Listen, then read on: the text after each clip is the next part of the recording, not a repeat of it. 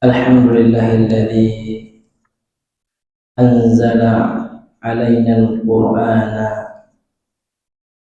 Asyhadu an la ilaha illallah wahdahu la syarika lah wa asyhadu anna Muhammadan abduhu wa rasuluh. Sallallahu wasallam alaihi wa ala alihi wa ashabihi wa man tabi'ahum bi ihsanin ila yaumiddin.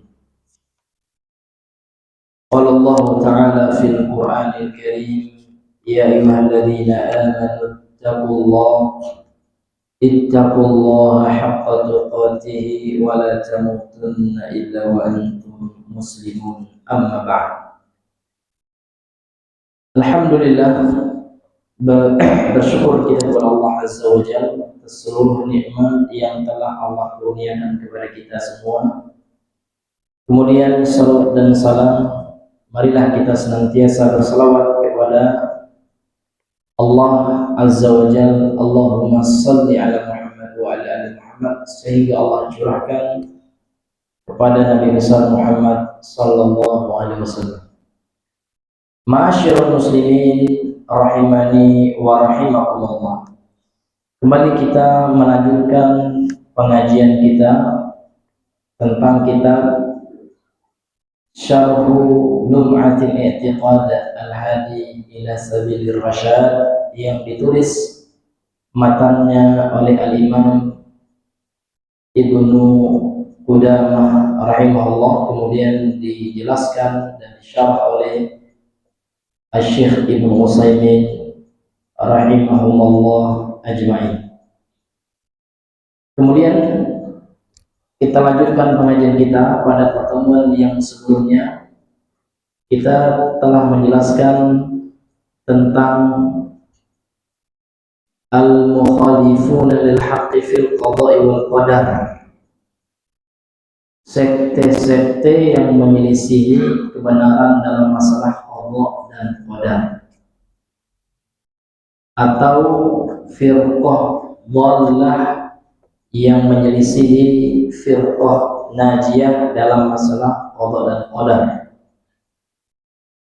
kelompok yang menyimpang, yang keliru dalam memahami tentang qada dan qadar. Pada pertemuan yang sebelumnya ada dua sekte ini. Yang pertama apa itu, Bang? Al-Jabariyah, yang mana mereka meyakini bahwasanya manusia tidak memiliki pilihan dalam kehidupannya. Jadi mereka dipaksa oleh Allah, sehingga ketika mereka bermaksiat, mereka menyangka Allah lah yang menyuruh mereka berbuat maksiat. Ketika mereka berzina misalnya, orang Jabariyah mengatakan Allah, kalau bukan karena Allah saya tidak akan berzina. Jadi mereka berhujjah dengan dalil, dengan takdir ketika bermaksiat. Maka ini sudah kita bantah. Kenapa? Karena yang pertama, Allah memberikan pilihan kepada manusia. Memang Allah telah menetapkan, betul, namun manusia juga telah Allah berikan kebebasan, pilihan, kehendak untuk memilih ibadah dan maksiat. Ketika beribadah dan ketika bermaksiat, memang itu semua adalah berdasarkan ketetapan Allah, namun juga kemudian berdasarkan pilihan dari manusia. Karena pada prinsipnya manusia tidak akan Allah siksa, melainkan sesuatu yang dia kerjakan dengan pilihannya, bukan karena paksaan. Kemudian yang kedua, Pak, kemarin kedua, sekte yang kedua, Qadariyah, yang mana Qadariyah ini lawan dari Jabariyah. Mereka menganggap bahwasanya manusia dia tidak ada kaitannya dengan Allah. Manusialah yang menciptakan perbuatannya. Dan ini juga keliru. Kenapa? Karena memang Allah memberikan pilihan kepada manusia, memberikan kehendak pada manusia, namun kehendak manusia itu tidak ya, tidak hanya murni dari dia saja, namun kehendak manusia juga di bawah kehendak Allah. Begitu. Sebagaimana firman Allah, "Wa ma tasyauna illa ayyasha'allahu rabbul alamin." Wa ma tasyaun, dan kalian ya tidaklah berkehendak. Maksudnya Allah berikan kehendak gitu. Allah berikan kehendak pada manusia, namun kehendak manusia itu illa ayyasha'allah, kecuali kehendak mereka itu ya di bawah kehendak Allah Rabbul Alamin. Maksudnya apa yang mereka lakukan itu makhluk Allah juga, betul. Qadariyah mengatakan bahwasanya perbuatan mereka itu mereka menciptakan sendiri, gitu. Sementara Ahlus Sunnah mengatakan perbuatan manusia itu makhluk Allah dan usaha dari manusia itu. Dia makhlukun lillah wa kasbun lahu. Perbuatan manusia itu makhluk Allah memang, dan dia adalah usaha dari manusia itu. Makhluk Allah ada yang buruk, ada, namun Allahnya tidak, gitu ya. Ciptaan Allah ada yang buruk. Contoh iblis. Iblis ciptaan siapa? Ciptaan Allah. Buruk enggak? Buruk. Bahkan kita disuruh oleh Rasulullah untuk berlindung dari keburukan ya, dari makhluk Allah. Nah, seperti ya dalam Al-Qur'an ya, min syarril waswasil khannas. Kita disuruh oleh Allah berlindung dari syarr, itu keburukan. Min syarri, dari keburukan ya, waswasil khannas. Was-was, bisikan dari syaitan al-khannas. Syaitan itu makhluk siapa? Makhluk Allah, gitu ya. Artinya apa? Makhluk Allah ada yang buruk, ciptaan Allah ada yang buruk, namun Allahnya tidak. Jadi ini bantahan kepada ya Qadariyah, karena Qadariyah menganggap yang menciptakan perbuatan manusia itu dia sendiri. Kalau Sunnah tidak, tetap Allah pencipta segala sesuatu. Karena Allah berfirman dalam surah Az-Zumar ayat 62 kemarin, Allahu khaliqu kulli syai'.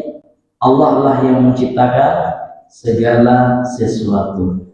Jadi Ahlussunnah, pertanyaan Ahlussunnah meyakini Allah berikan kepada manusia pilihan, sehingga manusia bisa memilih baik dan buruk, bisa memilih taat dan maksiat. Namun Ahlussunnah meyakini perbuatan manusia itu makhluk Allah juga, ya, ciptaan Allah, bukan ciptaan dirinya. Manusia hanya memilih, bukan menciptakan, namun yang menciptakan Allah. Namun dari ciptaan Allah itu yang baik yang buruk disuruh kita memilih, gitu. Allah ciptakan malaikat yang baik, Allah ciptakan iblis yang buruk, ya. Kemudian Allah suruh kita memilih yang baik atau yang buruk. Gitu. Kalau Jabariyah tidak ada, katanya manusia tidak ada pilihan, ya.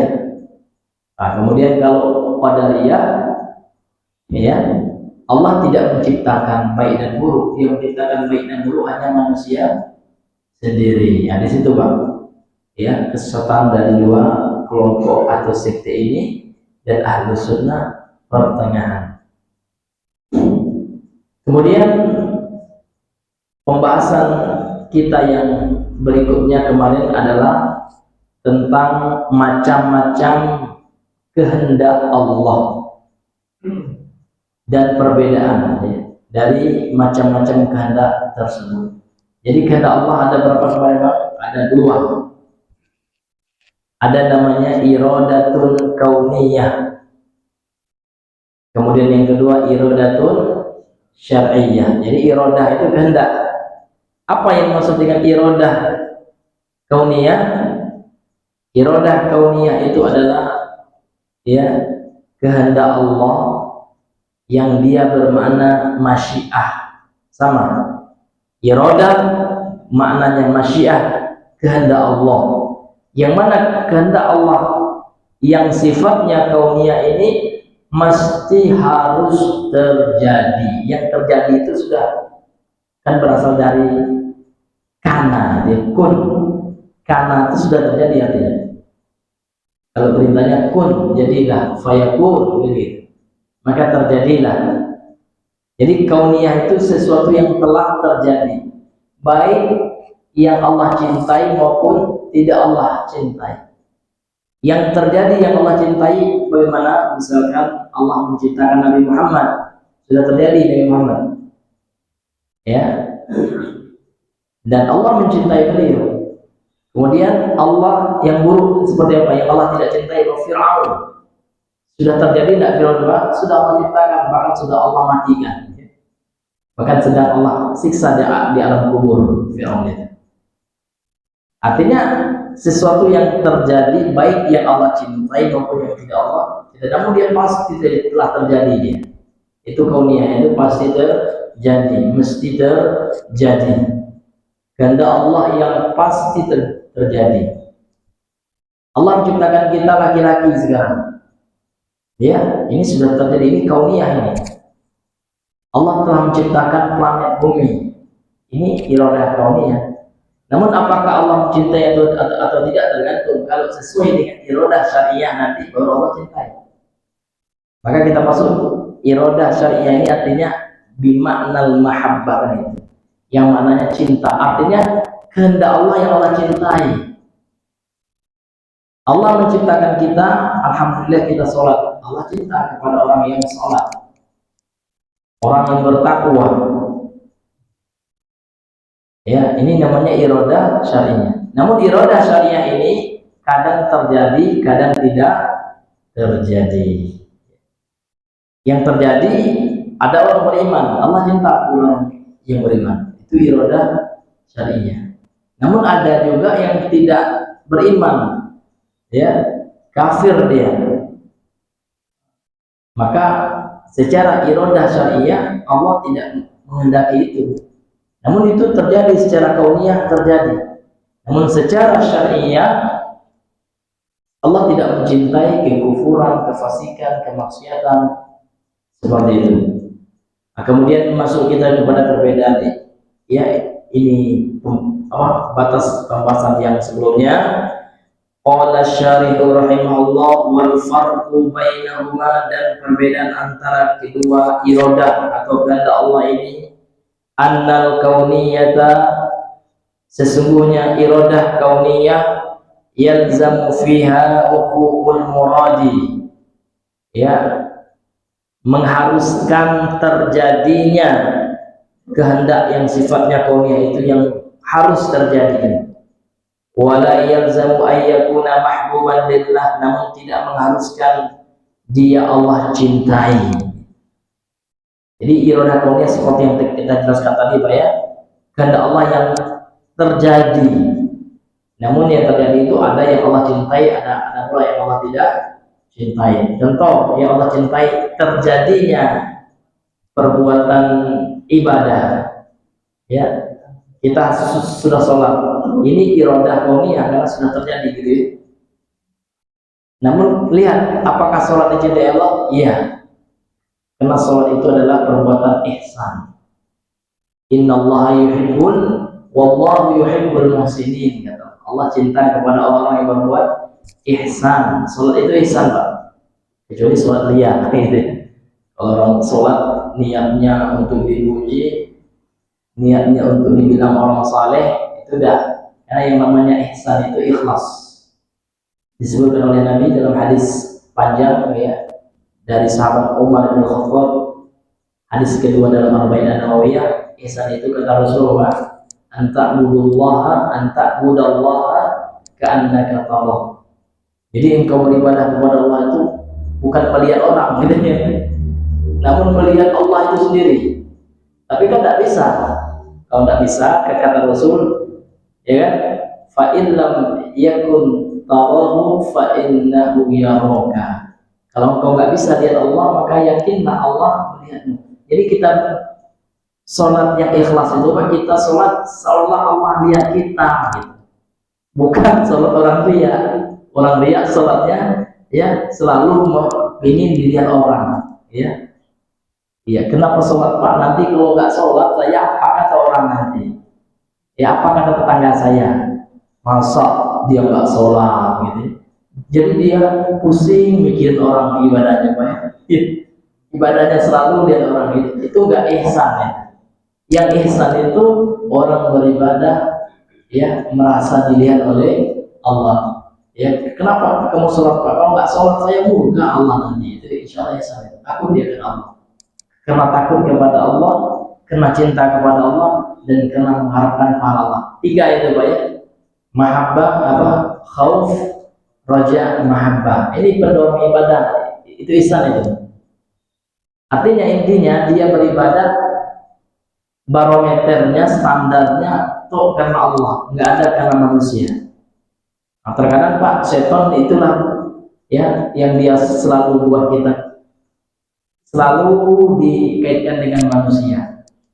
Ya, mau sholat dikaitkan dengan manusia, mau jadi imam juga, ya. Kamu kalau nggak mimpin, ya, kalau nggak mimpin doa nanti kamu akan dibilang Wahabi, nah. Bukan karena Allah lagi, namun karena takut nanti jemaahnya kabur, gitu. Ya. Ini juga nggak bisa ya. Ibadah kok ngeliat orang, gitu. Ibadah kok khawatir apa kata orang, gitu. Ibadah kita bukan untuk manusia ya Pak ya.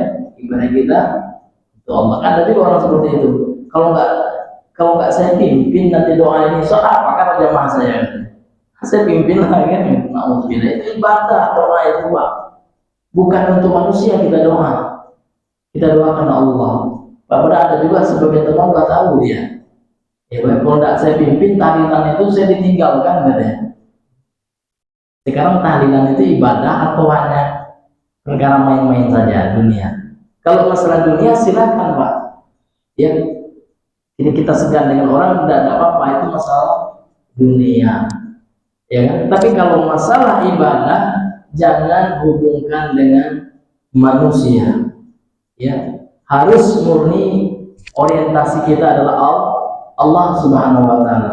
Karena yang membalas kita ibadah itu Allah, bukan manusia. Tapi kalau kita dalam segi dunia boleh Pak kita minta penilaian manusia. Misalkan saya koki yang andal, boleh saya minta Pak masakan saya gimana Pak, gitu boleh kita minta penilaian dari manusia. Tapi kalau ibadah tidak boleh, karena ibadah ini murni milik Allah, yang menilainya hanya Allah.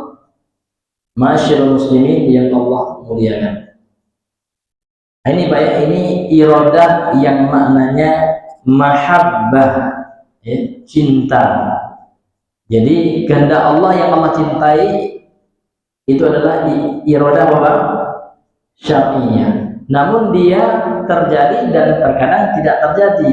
Makanya di sini dikatakan wa amma syar'iyyah, adapun iradah syar'iyyah falyalzam ayyakunal muradu fiha mahbuban lillah, maka yang Allah kehendaki iradah syariah itu ya melazimkan dia adalah sesuatu yang Allah cintai. Wala yalzamuhu, dan tidak melazimkan dia terjadi, tidak harus terjadi ya. Namun Allah cintai. Kadang terjadi, kadang tidak terjadi. Kadang orang taat, kadang maksiat. Yang taat Allah cintai, yang maksiat Allah murkai. Nah itu masyarakat muslimin. Paham ya Pak ya? Bedanya. Kalau iradah kauniyah itu pasti terjadi. Kalau iradah syariah belum tentu terjadi. Kalau iradah kauniyah terkadang Allah cintai, terkadang Allah benci. Kalau iradah syariah sudah pasti Allah cintai, intinya. Dan kita disuruh oleh Allah melakukan yang syar'i ini Pak. Maka tidak bisa orang Jabariyah berhujjah ketika maksiat dengan kehendak Allah. Kan Allah yang mengendaki saya maksiat. Nauzubillah, tidak. Allah tidak mencintai maksiat. Allah tidak menyuruh kita maksiat, maka Allah melarang kita maksiat. Wa may ya'sillaha wa rasulahu, gitu ya. Apa namanya itu dalam banyak ancaman Allah dan Al-Quran ya. Barang siapa yang bermaksiat kepada Allah dan Rasulnya, maka dia akan mendapatkan ganjaran, siksaan, dan seterusnya. Diancam oleh Allah.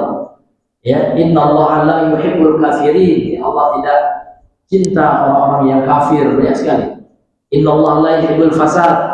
Sungguhnya Allah tidak cinta kepada kerusakan, kemaksiatan, kebatilan.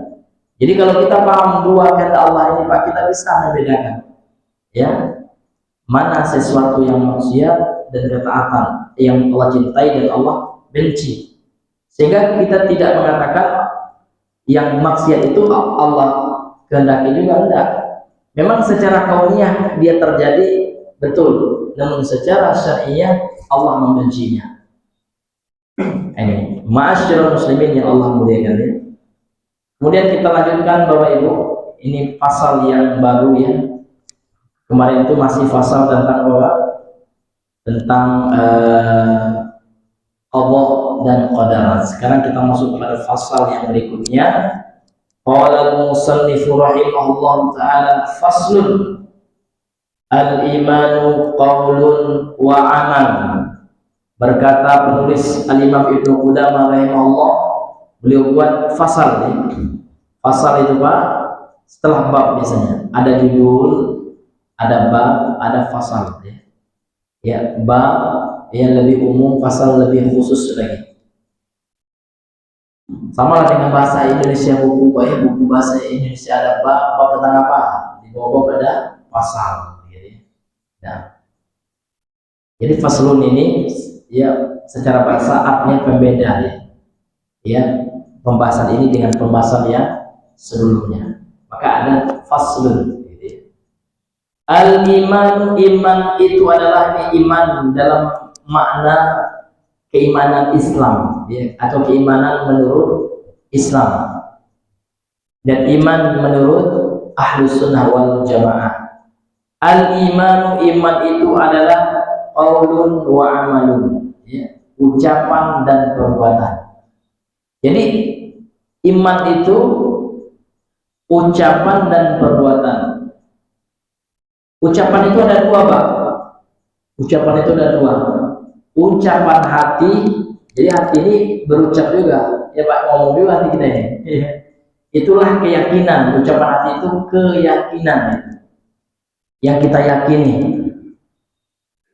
ya. Jadi ucapan itu ada dua, ada ucapan hati, ada ucapan lisan. Ucapan lisan biasa kita ngomong, seperti orang yang mengucapkan syahadat, asyhadu an la ilaha illallah wa asyhadu anna muhammadar rasulullah, itu kan ucapan lisannya. Kalau ucapan hatinya apa? Dia meyakini, dalam hatinya dia tidak ragu sedikit pun ya. Di hatinya dia meyakini dengan keyakinan yang tidak dirasuki oleh sebesar biji zarah pun keraguan. Nggak pernah dia syak, ragu, nggak pernah. Betul-betul yakin 100% Pak ya dalam hatinya. Itu namanya qaul juga. Qaulul qalb. Ada qaulul lisan, ada qaulul qalb, gitu. Kemudian iman itu kata beliau amal. Amal itu ada dua Pak ya. Amalul qalbi dengan amalul jawarihi. Ada amalan hati, ada amal perbuatan tubuh. Kalau amal hati seperti yang tadi, dia meyakini dalam hatinya ya tentang keimanan. Jadi iman itu Pak berangkat dari ilmu. Ingat ya, iman berangkat dari ilmu. Karena orang tidak dikatakan benar imannya kalau tidak berdasarkan ilmu. Ilmu di sini maksudnya apa Pak? Ya, Al-Quran dan As-Sunnah, itu yang ilmu. Makanya Imam Syafi'i mengatakan al-ilmu Allah, itu dan ilmu dalam pengertian syar'i, bukan ilmu dalam pengertian pengetahuan. Kalau pengetahuan ada pengetahuan agama, ada pengetahuan umum. Namun di sini lebih spesifik yang kita bahas karena kajian kita terkait dengan akidah. Maka ilmu dalam makna ini adalah ilmu yang datang dari Allah. Sebenarnya ilmu dunia juga datang dari Allah, namun ini secara khusus ya, ilmu agama. Ilmu yang datang dari Allah yang merupakan sumber agama, Al-Quran dan Sunnah. Maka Imam Asy-Syafi'i mengatakan al-ilmu wa qaulullahi wa qaulur rasuli sallallahu alaihi wasallam. Kemudian Imam Madzhabi juga mengatakan ilmu itu adalah qaulullah wa qaulur rasul ya. Ilmu maksud di sini adalah ilmu agama. Ya, ilmu agama. Masyarul muslimin yang Allah muliakan. Kemudian beliau menjelaskan, ini penjelasan dari beliau, wal imanu, iman itu adalah qaulun bil lisan,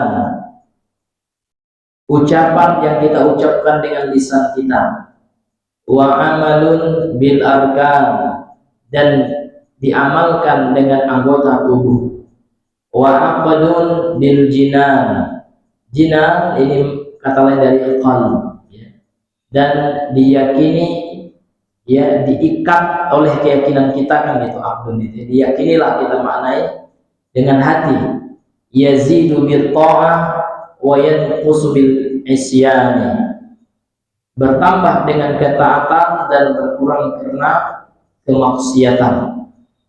Jadi itulah iman gitu ya. Jadi iman itu tidak hanya keyakinan saja.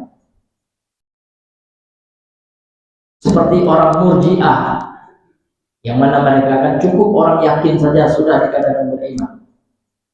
Itu salah satu sekte menyimpan nama Murji'ah yang mana mereka mengatakan cukup orang dikatakan beriman walaupun tidak beramal ya. Cukup dia meyakini Islam itu benar sudah, walaupun nggak sholat, nggak zakat, nah dalam Islam nggak ada. Walaupun dia kedukun gitu, nggak apa-apa. Yang penting dia meyakini Islam, dia Muslim. Ini Pak ya, kalau ada keyakinan seperti itu, ini kebanyakan orang-orang awam. Yang penting kan Islam Pak, ya walaupun nggak sholat, ya, walaupun nggak zakat, nggak benar ini. Ya, karena Islam itu, iman dalam perspektif Islam itu tidak hanya keyakinan saja, namun mesti diamalkan. Itu.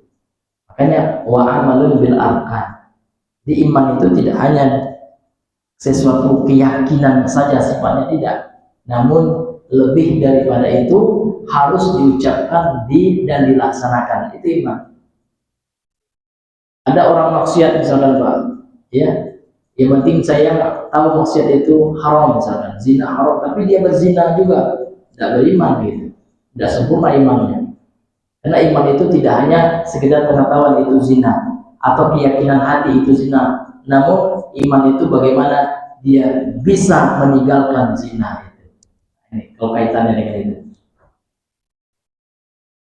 Dan iman memang grafiknya itu tidak stabil Pak dalam akidah Ahlussunnah wal Jamaah.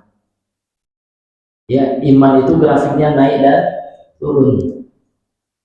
Naik bagaimana? Dengan apa sebabnya? Dengan taat kepada Allah. Semakin orang taat kepada Allah berarti grafik imannya semakin naik. Sementara orang bermaksiat kepada Allah itu turun begini ya. Sampai maksiatnya itu maksiat besar, misalkan pembatal keislaman, bisa murtad dia. Nauzubillahi min dzalik. Nauzubillahi min dzalik. Kemudian beliau bawakan dalil di sini dalam surah Al-Bayyinah ayat yang kelima. Qala Allah Ta'ala berfirman, "Wa ma umiru illa liya'budullaha mukhlishina lahu-d-din, hunafa'a wa yuqimus salata wa yutuz zakata wa dzalika dinul qayyimah." Dan tidaklah mereka diperintah, kata Allah, illa liya'budullaha, melainkan mereka beribadah kepada Allah dengan cara apa? Mukhlisin. Ini keadaannya, halnya ya. Dengan cara mengikhlaskan lahuddin, Din di sini bermakna amal. Kalau dalam tafsirnya, kecuali mereka Allah perintahkan untuk beribadah kepada Allah dengan mengikhlaskan amal yang mereka lakukan lahu untuk Allah. Jadi inilah yang ikhlas itu, Pak ya. Orang yang ikhlas itu mukhlisin dia. Ikhlas dia dengan apa? Lahu ad-dina. Diberikanlah amalan itu lahu, hanya untuk Allah. Jadi ibadah dia itu hanya kepada Allah. Dan motivasi dia beribadah itu juga Allah. Niatnya juga Allah. Ini ibadah itu, Pak. Niatnya, motivasinya, dan peruntukannya juga untuk Allah. Maka berat ibadah itu sebenarnya, Pak ya. Ya. Namun ya kita berharap mudah-mudahan ikhlas. Kita memastikan ikhlas nggak bisa juga gitu ya.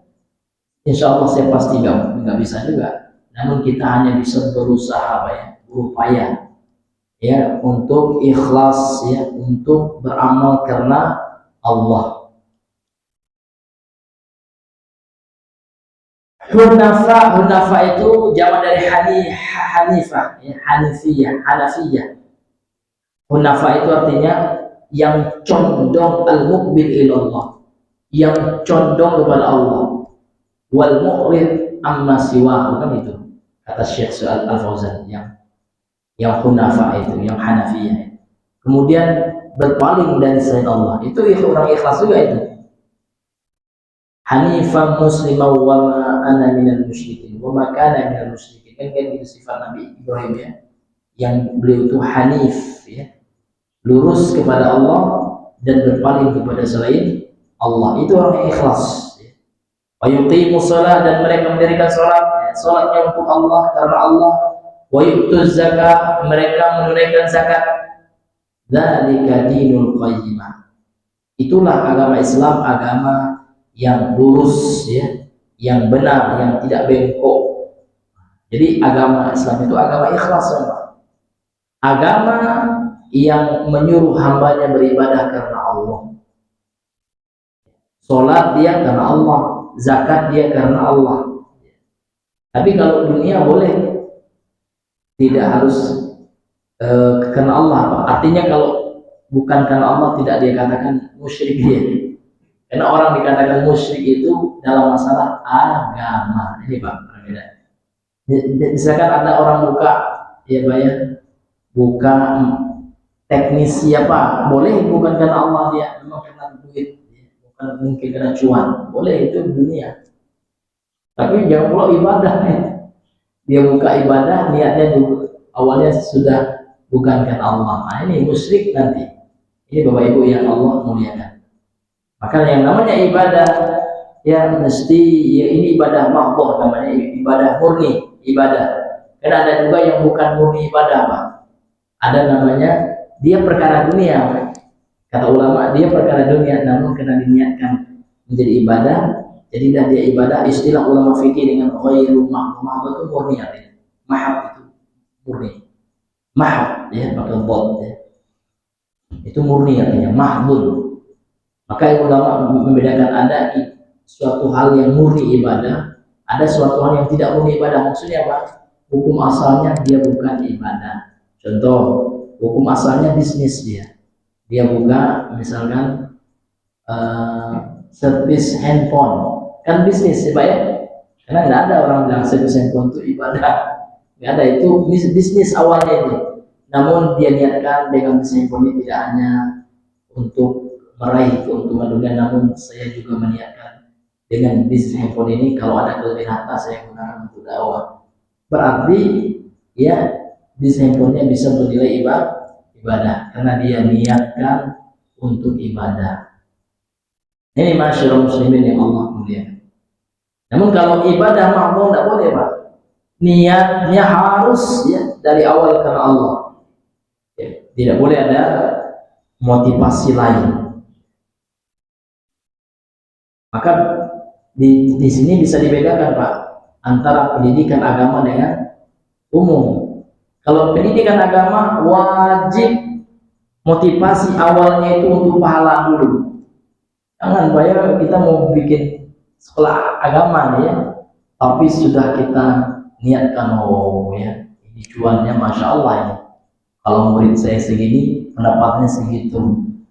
Wah, ini luar biasa ya. Kalau muridnya sudah banyak, ini SPP dengan sekian, berapa keuntungan saya? Anda boleh kalau agama, karena ibadah ini agama ini. Harus niatnya karena Allah, niatnya ibadah dulu. Jangan cuan dulu. Tapi kalau ingin cuan, udah buka aja sekolah IT. Namun ada agamanya, namun sekolahnya memang niatnya memang untuk IT dulu gitu. Itu boleh Pak. Kita sudah memikirkan aset, keuntungan, gitu kan, kekayaan. Nah ini hadirin yang Allah muliakan. Namun kalau kita salah jalan nanti Pak ya, itu bahaya, salah niat ya. Ini masyarakat muslimin yang Allah muliakan. Kemudian beliau berkata, faja'ala ibadatallahi ta'ala wa ikhlasul qalbi wa iqamas salati wa ita'az zakati kullahu minad din. Dalam ayat ini, dalam surah Al-Baqarah ayat yang kelima ini, faja'ala, maka Allah menjadikan beribadah kepada Allah, mengikhlaskan hati dalam beribadah, mendirikan sholat, menunaikan zakat, kullahu minad din, itu semua adalah bagian dari agama. Jadi kalau agama itu harus mukhlisi, harus ikhlas, itu agama. Tapi kalau dunia ya, ikhlasnya itu nilai plus saja ya, artinya kalau dia ingin dapat pahala dari dunianya, niatkan karena Allah. Tapi walaupun dia nggak niatkan Allah, tidak berdosa juga dia. Tapi kalau agama, kalau dia nggak niatkan Allah, musyrik dia. Na'udzubillahi min dzalik. Minimal dia syirik kecil. Tapi syirik kecil seperti sering saya sampaikan Pak, jangan anggap remeh. Kenapa? Karena pelaku syirik kecil itu Pak nanti diusir sama Allah. Sebagaimana hadis dari Imam Ahmad yang sering kami sampaikan. Ya, di hari kiamat kelak Allah kumpulkan itu orang ria itu Pak ya, dalam hadis qudsi ini. Allah berfirman ya, pergi kalian, kata idhabu, pergi kalian ila ma kuntum tura'una fi dunya, kepada orang yang kalian berbuat riya kepadanya di dunia. Kalian ingin pujiannya, coba temui orang itu begitu. Dia suruh Allah, hal tajiduna indahumul jazaa, apakah engkau atau kalian dapatkan balasan dari orang yang kalian riya itu? Kalian kan ingin dipuji orang ya, ketika di dunia ya. Cari orang itu, minta pahala kata Allah, jangan minta pahala kepadanya. Karena Allah juga mengatakan dalam hadis qudsi riwayat Imam Muslim, qala Allah tabaraka wa taala, anna aghna syuraka'i anisyirki, aku adalah zat yang paling kaya, yang paling tidak butuh dengan sekutu ya. Faman amila amalan asyraka ma'iya fihi ahadan ghairi, barang siapa yang beramal kata Allah sementara dia mempersekutukan dengan aku dengan sesuatu selainku, taraktuhu, aku tinggalkan nanti orang itu, wasyirkahu, artinya Allah usir, pergi, Allah tinggalkan, Allah tidak peduli. Ini bahayanya syirik kecil Pak. Syirik kecil saja bahaya, apalagi syirik besar. Kalau syirik besar itu na'udzubillah, karena syirik besar menghapus seluruh pahala, sementara syirik kecil hanya menghapus pahala yang terkena syirik itu saja. Misalkan di sholat subuh ini ria, di sini saja sholat zuhurnya kalau ikhlas tidak gitu.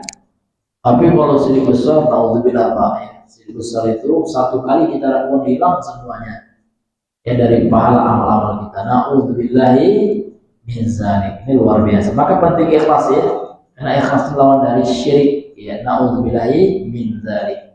Kemudian Bapak Ibu yang Allah muliakan, itu dalil dari Al-Quran ya, yang dibawakan oleh beliau ya, oleh Imam Ibnu Qudamah. Sekarang dalil dari hadis yang beliau bawakan lagi.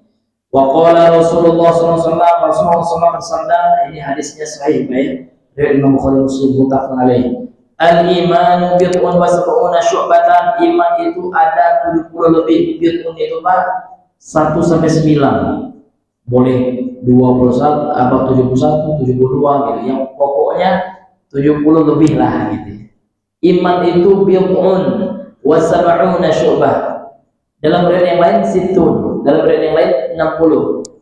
Yang penting iman itu bercabang-cabang lah intinya. Dalam hadis riwayat ini 70 lebih. A'laha yang paling tinggi syahadatu alla ilaha illallah. Yang paling tinggi memang tauhid, la ilaha illallah itu yang paling tinggi, Pak. Tidak ada yang mengalahkan la ilaha illallah. Makanya dakwah Nabi yang pertama la ilaha illallah. Iman yang paling tinggi. Baru adab, baru akhlak. Karena la ilaha illallah itu akhlak juga, Allah akhlak kepada Allah. Baru akhlak kepada manusia. Mana akhlak kepada manusia yang ini? Wa adannaha, dan yang paling rendah imaqatul adha anit thariq, menyingkirkan gangguan dari jalan. Itu iman juga. Namun memang kualitasnya dibandingkan dengan la ilaha illallah jauh lebih rendah. Karena la ilaha illallah itu terkait dengan hak Allah, sedangkan menghilangkan gangguan dari jalan terkait dengan hak manusia. Itu akhlak. Jadi bukan sebaliknya, Pak, bukan meletakkan gangguan di jalan. Karena sebagian orang kembali diamalkan di sini. Seharusnya jalan itu kita berikan semulus-mulusnya. Kalau di Saudi itu luar lebar, Pak, ya, jalan. Ada teman orang Yaman, heran dia pernah sopir di Saudi. Di Saudi itu lurus saja. Di Indonesia begini jalannya. Kalau di Saudi, kalau jalan ketemu rumahnya yang disingkirkan. Kalau di Indonesia enggak. Kalau jalan ketemu rumah, jalan langsung dibelokin. Sehingga jalannya gini-gini, kata temannya. Ya, memang betul, Pak, ya. Waktu kami umrah juga, Masya Allah, jalan susah, lurus saja. Kemudian Bapak Ibu yang dimuliakan oleh Allah. Kemudian banyak juga, Pak, di antara orang kita, Pak, kalau kecelakaan itu seharusnya kita yang harus dengan anak kita, ini itu jalan umum, kecuali jalan pribadi, Pak. Jangan jalan yang dikasih polisi tidur, ya. Nah, itu takut nanti kita melawan hadis ini, gitu. Seharusnya disuruh orang diberikan fasilitas orang yang berkendara, kemudian karena kita ada orang terganggu, itu sama dengan meletakkan gangguan di jalan. Sementara Nabi menyuruh bahwa menghilangkan gangguan di jalan. Dan termasuk juga, Pak, ya, orang-orang pesta itu, ya, di jalan pula payah orang jadinya, muter-muter jauh. Ya, enak kalau bawa HP, bisa apa ya, map. Tapi kalau orangnya pelupa jalan atau orang baru, Pak, pusing dia, tak kemana lagi jalan, ya kan? Ya akhirnya, Pak, ya dia balik ke rumah, jadi ya dia sekok jalan tua yang tahu jalannya dipakai orang pesta. Itu juga termasuk nanti, Pak, dengan hadis ini. Sementara dalam hadis ini kita disuruh untuk menghilangkan gangguan, kita meletakkan gangguan di jalan. Na'udzubillahi min dzalik. Itu yang terjadi, Pak. Kan masih banyak di rumah pun bisa kalau untuk pesta, ya. Kan pesta itu tidak wajib. Kalau menghilangkan gangguan dari jalan itu wajib hukumnya, Pak. Karena kalau meletakkan itu dosa, berarti menghilangkan gangguan itu hukumnya wajib. Ini Bapak Ibu yang dimuliakan oleh Allah Subhanahu wa taala. Kan pesta nggak mesti di jalan, Pak. Di rumah aja udah. Ya kan? Atau di tempat-tempat yang memang tidak mengganggu fasilitas umum. Itu mengganggu, karena setiap yang mengganggu itu dalam agama kita nggak boleh. Makanya termasuk dosa besar itu, kata Nabi, orang yang berak di jalan umum.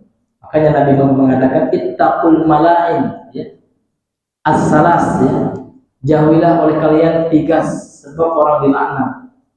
Di antaranya adalah orang yang berak di jalan, al-baros, ya, orang yang berak di jalan umum. Kemudian orang yang berak di tempat orang berteduh. Ya, kemudian yang ketiga orang yang berberak di pemakaman. Itu ada hadis sahih. Ya. Kemudian kenapa sampai dilaknat itu? Dijelaskan oleh ulama apa sebabnya. Sebabnya karena mengganggu, ya, masyarakat umum. Gitu. Karena kalau berak, Pak, terganggu orang, ya, busuk katanya. Orang yang menyumpah-nyumpah, marah orang sama kita.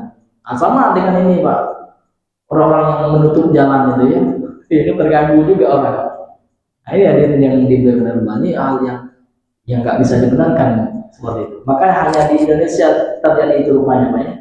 Kalau di negara non Muslim saja kayak di Amerika itu tidak boleh itu ya, seperti itu. Atau di Singapura lah, ya kan? Ya kan, kami pernah juga main-main ke Singapura dulu, lewat aja.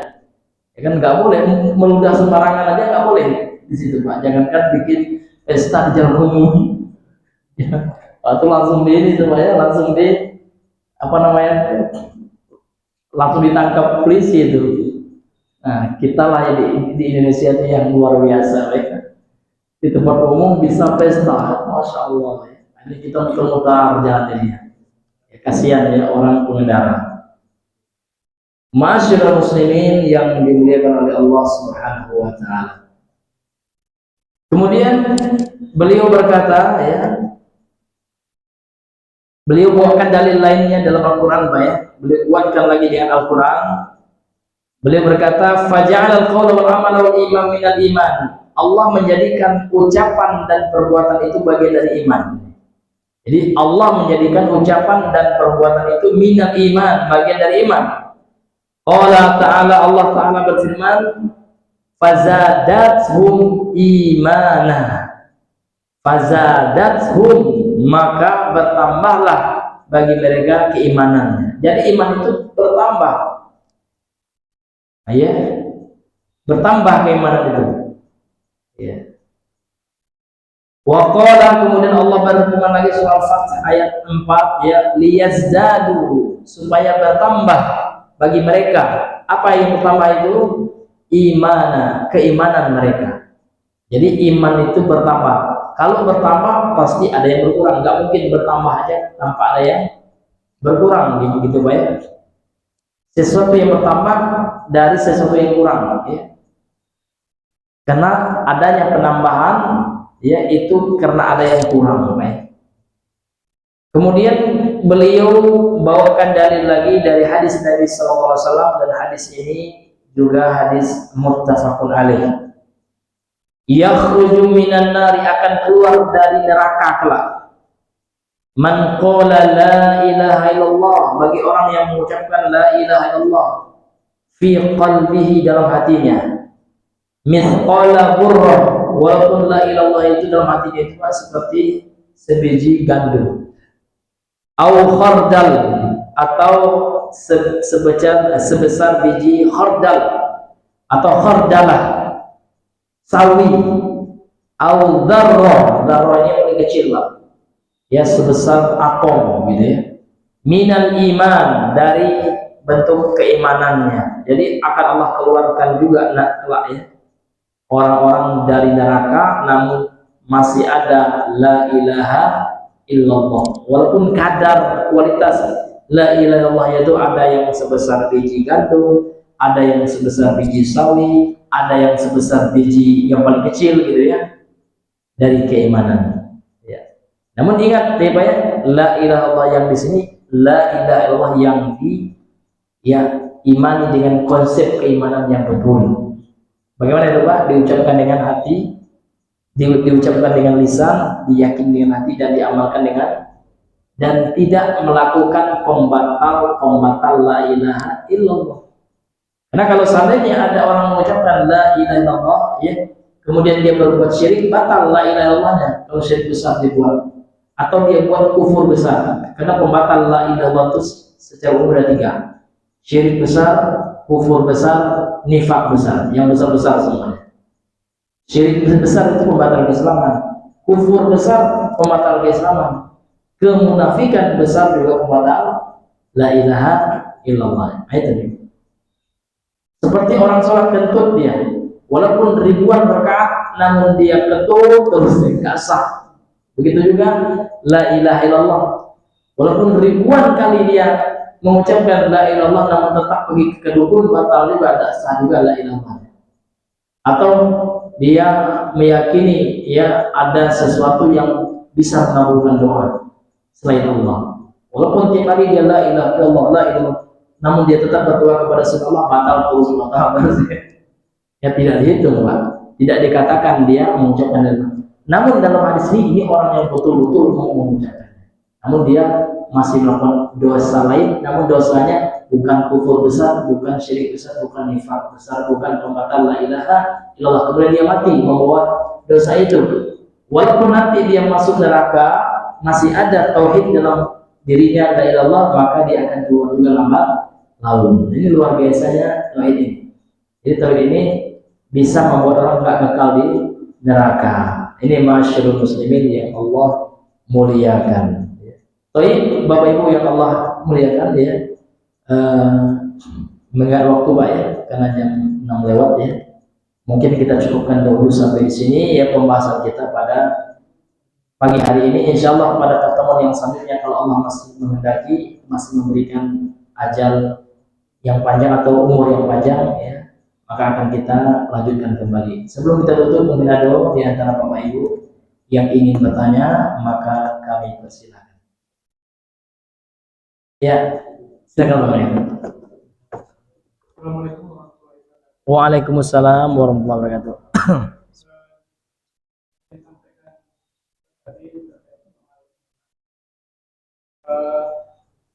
Bagaimana dengan orang yang Gimana Bang? berbuat baik, Iya. ikut ucapannya niat yang baik, Iya. tapi dengan cara yang salah. Atau misalnya Hollywood ya. orang yang Iya. bentuknya untuk misalnya bagian potong gitu ya, untuk honor. Iya. Iya. Jadi niatnya baik, tapi kita tindakan cara tadi kalau bilang betul itu dia salah. Iya. Oh ya. Jadi kalau ditanyakan bagaimana kalau seseorang itu niatnya bagus Bang ya? Bagus ya, namun caranya salah. Jadi rumusnya sesuatu yang bagus itu harus bagus niat dan caranya. Ini Pak, ini rumusnya seperti itu. Kaidahnya seperti itu. Kenapa? Karena Allah ini maha baik. Ya, innallaha thayyibun la yaqbalu illa thayyiban. Ini dalam hadis sahih ya, Muslim. Sesungguhnya Allah itu baik, Allah tidak menerima yang baik-baik. Sehingga syarat diterimanya amal itu dua, minimal dua ya. Yang pertama ikhlas niatnya, yang kedua baik caranya. Cara yang baik itu Pak, yang pertama sesuai dengan ketentuan, itu yang baik, sesuai dengan sunnah. Tapi kalau caranya nggak baik, nggak sesuai dengan sunnah, itu kalau caranya nipu, niatnya kan baik, hasil dari tipuannya untuk sedekah misalnya, tapi nggak sesuai dengan sunnah, karena dalam sunnah nggak boleh kita menipu ya. Contoh seperti itu Pak ya. Jadi kalau caranya buruk Pak, maka niat tidaklah satu-satunya syarat diterima amal, tetap tidak diterima oleh Allah kalau caranya buruk seperti itu. Tapi kalau contoh yang abang sampaikan tadi, bagaimana dengan orang yang buka donasi mungkin ya, namun tidak semuanya yang dia sampaikan, namun nanti dipotong dengan biaya operasional, itu boleh kalau disampaikan kepada donor di awal. Pak, kami donasi 1 juta, namun 1 juta ini Pak 70%-nya untuk apa namanya Pak? Untuk orang yang dikasih bantuan, namun 30% untuk panitia. Bisa nggak Pak? Nah, boleh katanya, boleh itu Pak. Itu fatwa ulama seperti itu ya, fatwa Lajnah Daimah, fatwa banyak ya, saya baca seperti itu. Ya boleh, di awal ada keterbukaan. Yang tidak boleh itu Pak, tidak ada dia kasih tahu donornya atau donaturnya. Dia bilang sama donaturnya, Pak ya kita mau ada acara nih ya, berapa? Iya kan, acara anak yatim ya, dengan butuh dana 30 juta. Oh itu 30 juta itu untuk anak yatim semua itu kata donor. Iya Pak ya. Sementara yang dikasih ke anak yatim cuma 1 juta. Kan 29 juta masuk kantongnya, itu haram, itu ulul sebenarnya. Ya. Tidak boleh ya. Tapi yang boleh itu Pak, dia bilang akadnya jelas di awal-awal. Pak, untuk anak yatim Pak ya 1 juta ya. untuk saya 20 juta, udahlah nggak usah gitu kan. Dia kan kau dia. Tapi yang wajar-wajar sah saja untuk anak yatimnya 24 juta, operasionalnya 2 juta itu masih masuk gitu loh. Kenapa? Karena orang yang ngasih itu Pak, dia juga butuh ya makan anak bininya gitu ya. Dia bukan orang kaya. Kalau orang berduit nggak usah, dia nggak butuh, dia ada masukan lain gitu ya. Itu boleh Pak. Namun di awal-awal sudah dijelaskan segini rinciannya. Maka Pak, saya pernah ditanya juga itu untuk teman-teman yang memang open donasi gitu. Itu syaratnya. Nggak boleh, saya bilang itu, nggak boleh kita open donasi sekian-sekian kita potong tanpa ngasih tahu donornya. Haram itu. Karena itu bukan duit kita. Ya kan? Kalau duit kita bebas, nah kita potong apa ya? Hasil keringat kita ini duit orang itu. Kalau duit orang harus kasih tahu orang itu bagaimana pengeluarannya. Kasih tahu orang donor. Nggak mesti kasih tahu semua orang, itu nggak wajib juga. Ya Pak ya.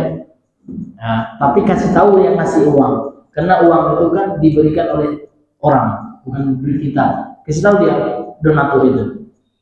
Tapi Pak Ustadz donatur kayaknya nggak tahu gitu, umum donaturnya.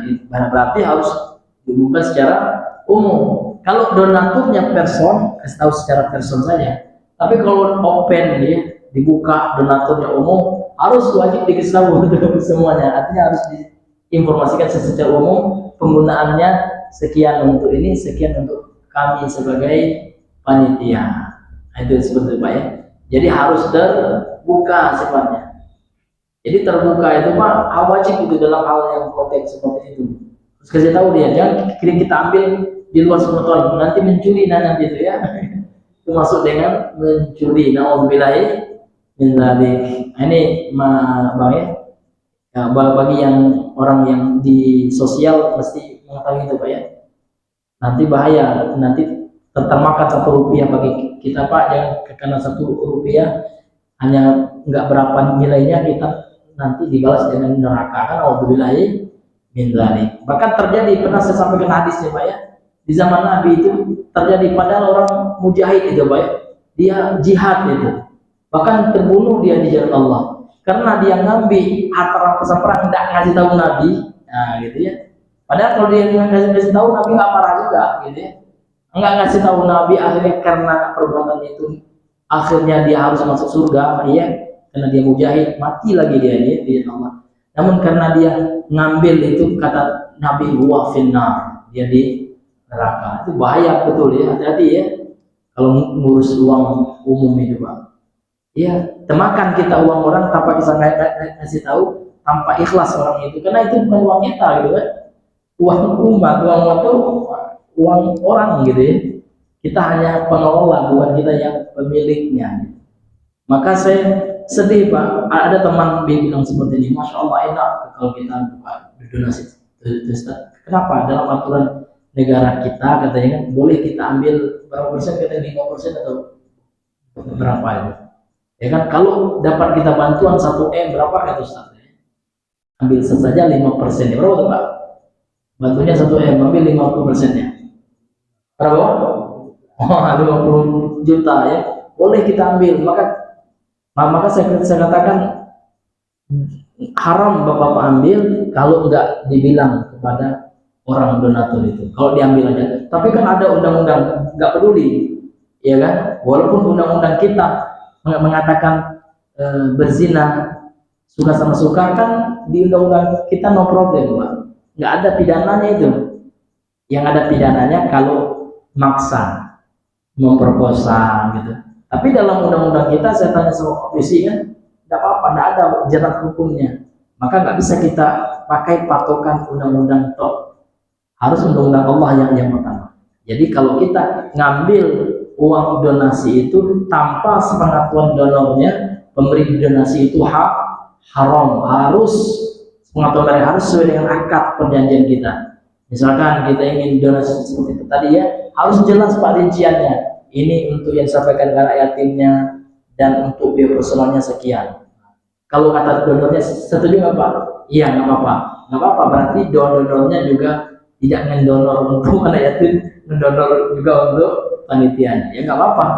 Ya kan itu kan memberi hadiah lah niatnya. Nggak apa-apa. Tapi kalau dia menggelapkan, nah itu yang tidak boleh Pak. Itu sama dengan menggelapkan uang donasi. Menggelapkan itu kan tidak terbuka, digelapkan gitu ya. Nggak tahu donornya, tiba-tiba uangnya entah kemana gitu ya digunakan. Itu nggak boleh dalam Islam ya. Itu haram ya. Na'udzubillahi min zalik. Wallahu ta'ala alam. Ya Pak ya. Waalaikumsalam warahmatullahi wabarakatuh.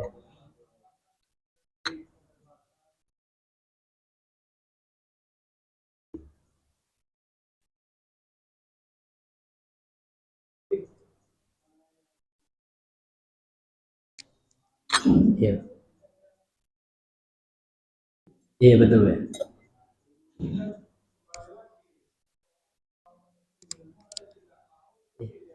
Iya iya betul ya.